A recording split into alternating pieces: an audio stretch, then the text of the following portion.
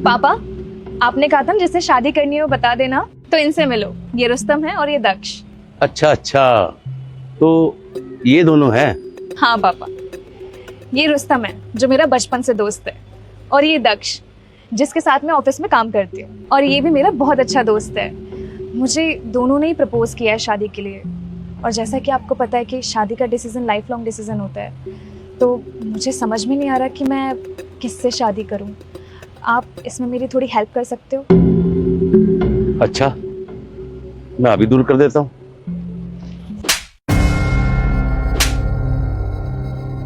पापा, ये क्या किया आपने? अंकल, ये क्या बदतमीजी है? आपने मुझे थप्पड़ क्यों मारा?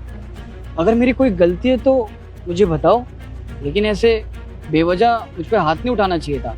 मानता हूँ कि आप सुमन के पापा हो और एज में आप मुझसे बहुत बड़े हो, लेकिन ऐसे हाथ उठाओगे तो मैं बिल्कुल बर्दाश्त नहीं करूँगा। अरे क्या हो गया भाई, वो हमसे बड़े हैं। अगर उन्होंने हमें थप्पड़ मारा है तो हमारी कोई गलती रही होगी। अंकल, आप बड़े हो मेरे से, आपने मुझ पे हाथ उठाया, पर मैं इसकी तरह बदतमीजी करके आपसे कोई सवाल नहीं करूँगा। और अंकल, आप मेरे पापा जैसे हो। पापा जैसे हैं, लेकिन आज तक बेवजह मेरे पापा ने भी मेरे पे हाथ नहीं उठाया। अगर मेरी कोई गलती है तो बताइए मुझे। पापा, मेरे साथ चलिए। पापा, आपने ऐसा क्यों किया?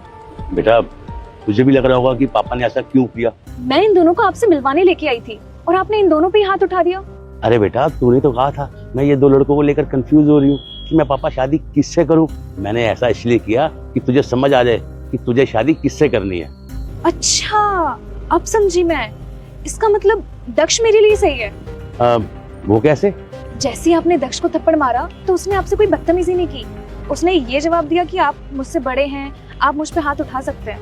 और दूसरी जगह जब आपने रुस्तम को थप्पड़ मारा तो उसने तो आपसे उल्टा बदतमीजी की, उल्टा सवाल करने लग गया कि आपने उस पे हाथ क्यों उठाया।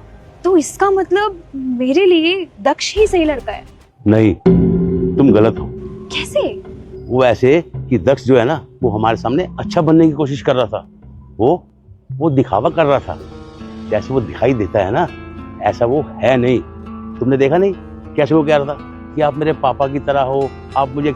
रुक जा बेटा, मुझे देखकर इग्नोर मत करना। इस बार जो भी इस वीडियो को लाइक और सब्सक्राइब करेगा उसके घर में पैसों का बारिश कर दूंगा। यकीन ना हो तो करके देख ले। और जाते जाते बेटा कमेंट में जय श्री राम जरूर। और मार लोगे तब भी कोई बात नहीं। और दूसरी तरफ जब मैंने रुस्तम को थप्पड़ मारा, उसने अपना नेचुरल रिएक्शन दिया, ना ही कोई अच्छा। शादी का फैसला कभी भी दबाव या जल्दबाजी में न लें। एक दूसरे के साथ पर्याप्त समय बिताएं ताकि आप उनके व्यवहार, आदतों और जीवन के लक्ष्यों को बेहतर समझ सकें।